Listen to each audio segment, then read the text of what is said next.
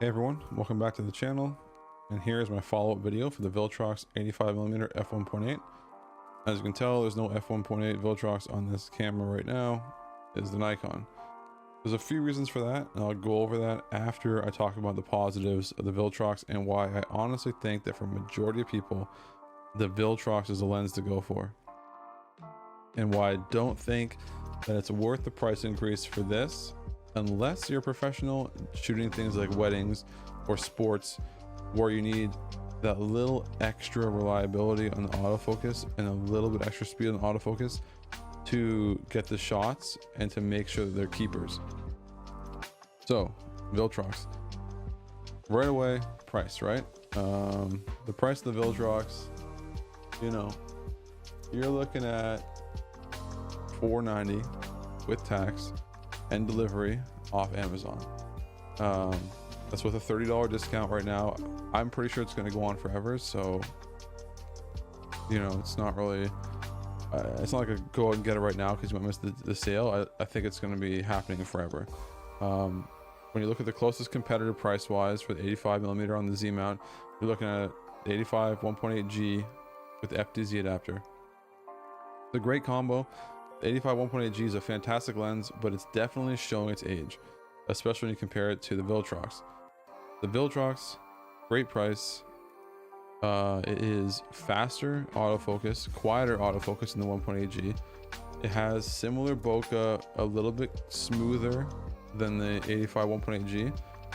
The corner sharpness is similar, maybe a little bit sharper on the Viltrox, and the contrast is a little bit better as well.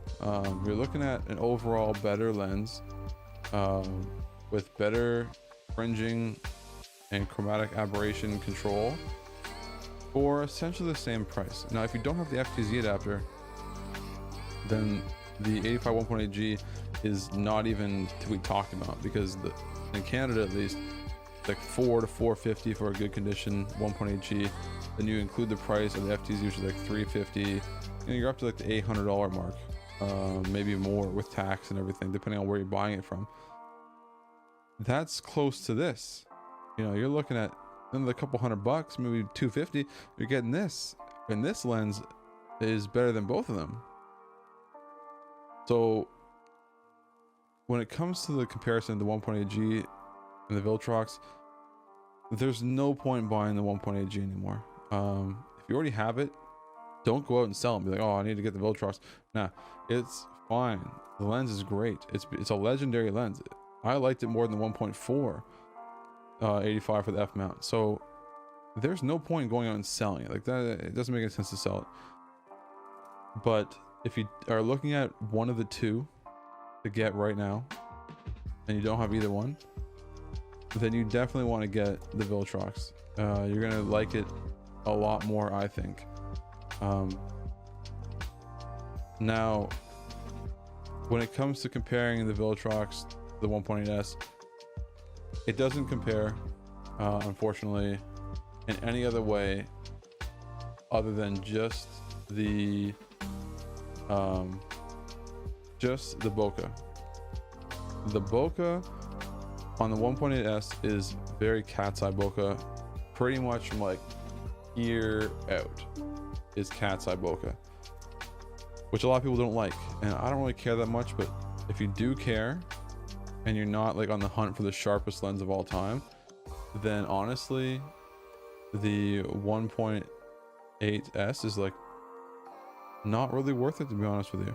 I don't think it's worth it at all for the price. I think that's a great lens, but it should be like $700 lens. It shouldn't be maybe $800 lens, in line with the price of the Sony FE.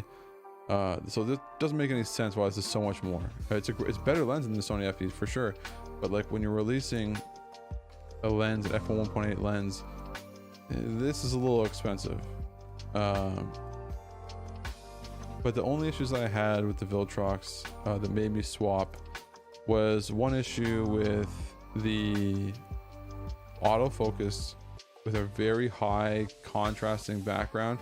I guess it was kind of clipping, like highlight clipping the background with trees in the foreground. I was trying to take pictures of the trees, and it kept like would either front focus or back focus, and the images always looked a little strange. I don't know what was going on with the autofocus, but it wasn't happy in those situations.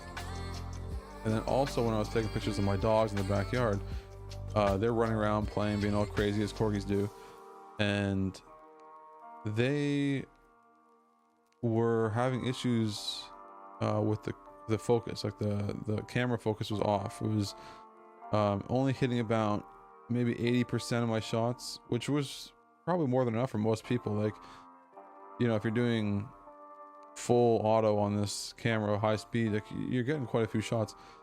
And maybe like I said, every 10 shots, maybe like 7 or 8 were in focus, but the other 2 or 3 were not.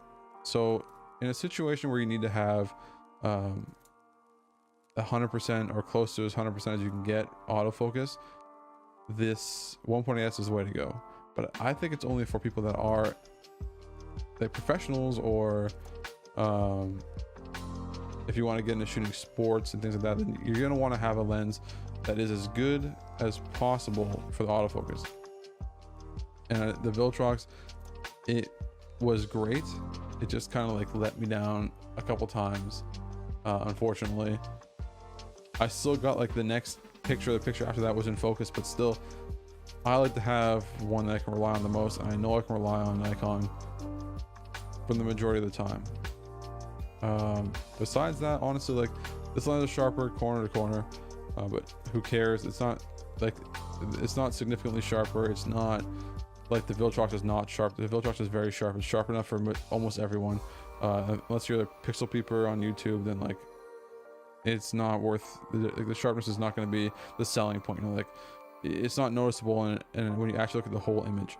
So for sharpness, to me doesn't matter. They're both very sharp. This is way sharper, but it's like, again, it's pixel peeping for the sharpness, but when you look at the actual image itself, it's as a whole, you're not really going to notice.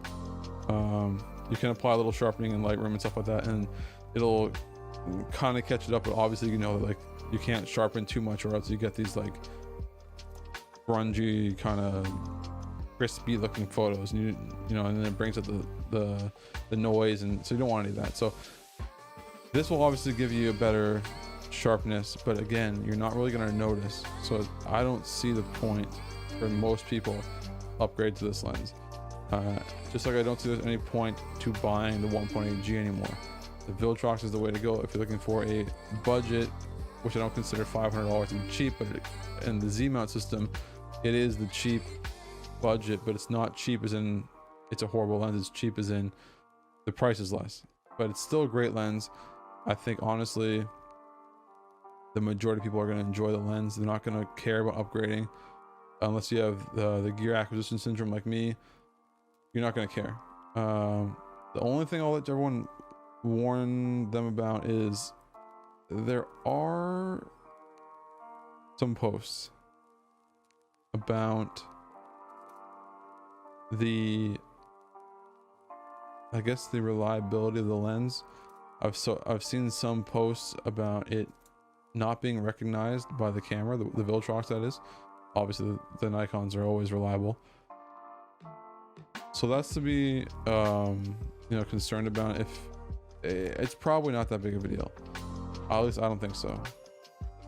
I don't think that's going to be a deal breaker for a lot of people. I don't think it's even going to happen a lot, and I think that if it does happen, there's going to be a fix through the firmware update. So I really don't think that's going to be a big deal. Besides that, honestly, the Viltrox is a great lens. It performed better than I thought it was going to. It was better than the 85 1.8 G, and it's a lens I definitely recommend. I think that if you are looking to get into 85mm focal length and you don't want to spend, you know, $1,150, $1,200 Canadian on a lens, then get the Viltrox. You're gonna enjoy it. You're gonna take great photos, and you're gonna print them out, and you're gonna love them. So that's all I have to say about that. Honestly, yeah, it's a great lens, and I would not discourage anyone from picking it up and enjoying it and getting some fantastic images out of it. So I guess that's it. Hopefully this video was okay. I know I messed up my speech a couple times. Hopefully I didn't ramble on or, you know, get annoying or sound repetitive. Do my best here. I'm learning as I go along. And I really appreciate everyone tuning in. So thanks, everyone. Take care.